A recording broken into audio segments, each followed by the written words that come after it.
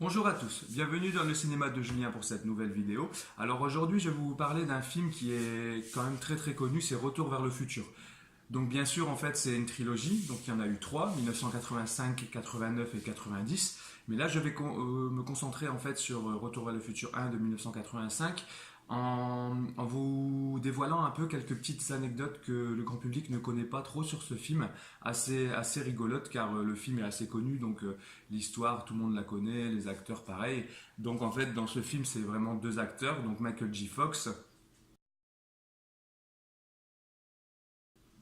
donc très connu, et Christopher Lloyd.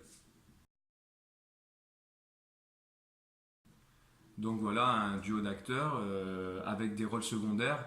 Petit point, en fait, la copine de Marty McFly donc a été remplacée par Elisabeth Sue au début numéro 2, une actrice que j'adore. Donc parce que dans le 1, c'est pas du tout la même. Donc au début du 2, on voit bien que les scènes ont été retournées en fait avec la nouvelle petite amie.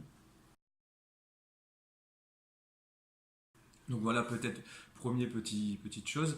Alors deuxième petite anecdote, c'est Doc Brown devait avoir un singe au départ comme animaux de compagnie, et non pas un chien. Et donc c'était plutôt difficile de jouer les scènes avec un singe, donc ils ont mis plutôt un chien, donc ce qui aurait été assez drôle je trouve à voir. Au niveau budget, en fait le film avait un petit budget, donc entre 17 et 19 millions d'euros. Et en fait, à la fin du film, l'explosion, ce devait pas être la foudre en fait qui renvoyait Marty McFly dans le futur, c'était une explosion nucléaire.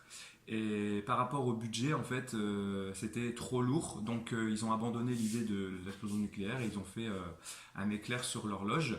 Donc voilà. Après, il y a beaucoup de petites anecdotes comme ça sur le film, mais vraiment la plus importante, c'est pour moi le changement d'acteur qu'il a eu entre Michael J. Fox et Eric Zold.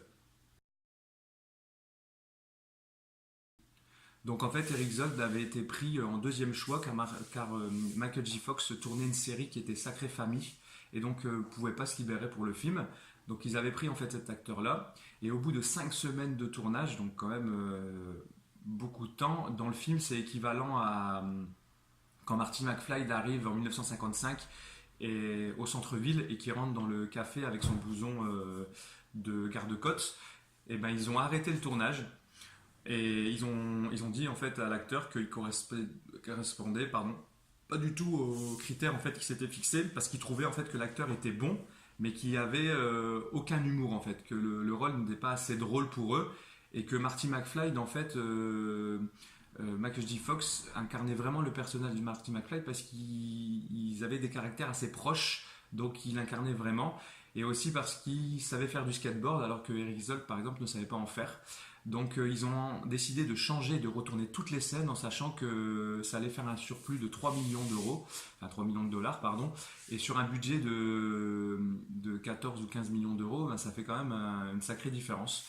Donc c'est quand même un truc que personne entre guillemets ne connaît et qui est quand même assez important. Je vous mets une ou deux photos de ce qui devait être le film en fait où vous voyez Eric Zolt avec le doc au début et après Marty McFly.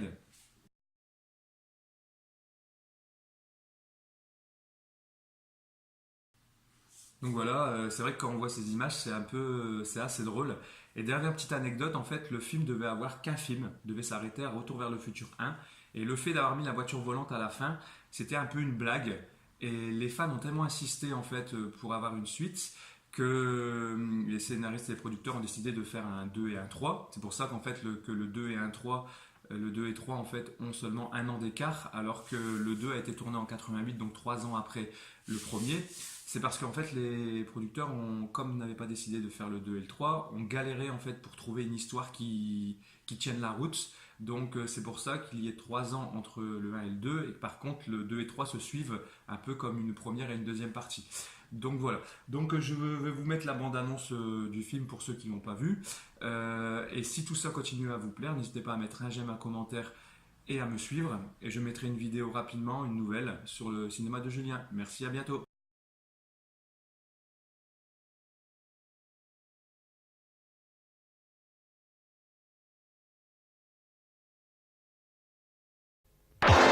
Steven Spielberg présente Retour vers le futur, un film de Robert Zemeckis. Marty mène une existence banale. Aucun McFly n'a jamais laissé la moindre trace dans toute l'histoire de Hill Valley. Vous savez, l'histoire, elle va changer. Et 1985 n'est vraiment pas son année.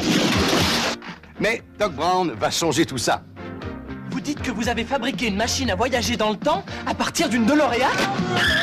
Il fait faire à Marty un bond de 30 ans dans le passé. Ça marche! C'est une soucoupe volante venue de l'espace. Maintenant, il est bloqué dans le passé. Je dois rêver, c'est pas possible. Il fait la connaissance chocolat. de son futur père. Mais c'est un voyeur!